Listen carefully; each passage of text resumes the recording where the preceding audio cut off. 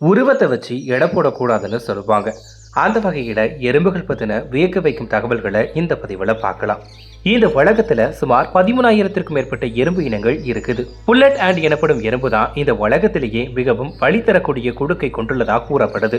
Amazon போன்ற ஈரப்பதமான காடுகள்ல வாழும் இந்த வகை எறும்புகள் தங்களோட கொடுக்கால கடிப்பது ஒரு தோட்டாவால் தாக்கப்படுவதற்கு சமம்னு சொல்லப்படுது. ஒரு சிறிய எறும்பின் மூளையில் மொத்தம் 2.5 லட்சம் மூளை செல்கள் காணப்படுது. எறும்புகள் தங்களோட உடலையும் மனதையும் புத்துணர்ச்சியா வச்சுக்கிறதுக்கு ஆழ்ந்த மற்றும் நீண்ட தூக்கம் தூங்க வேண்டிய அவசியமே கிடையாது. அதுக்கு பதிலா எறும்புகள் ஸ்னேப் எனப்படும் குட்டி தூக்கத்தை போடுது. நமக்கு குட்டி தூக்கம் அப்படின்னா சுமார் அரை மணி நேரம்னு சொல்லலாம். ஆனா எறும்புகளோட குட்டி தூக்கம் என்னன்னு பார்த்தோம்னா 1 நிமிஷத்துக்கு மேல கிடையாது. ஆனா எறும்புகள் தினமும் சுமார் 250 முறை குட்டி தூக்கம் போடுமா. பொதுவா எறும்புகள் வலிமையானதுன்னு சொல்லலாம்.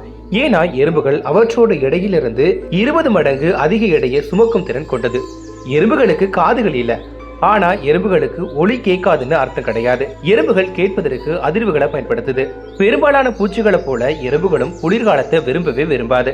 குளிர்காலங்கள்ல பெரும்பாலும் எறும்புகள் உறங்குறதுக்கு தான் விரும்புது. அதனாலதான் குளிர்காலத்துல நாம எறும்புகளை அதிகம் பார்க்க முடியறது கிடையாது.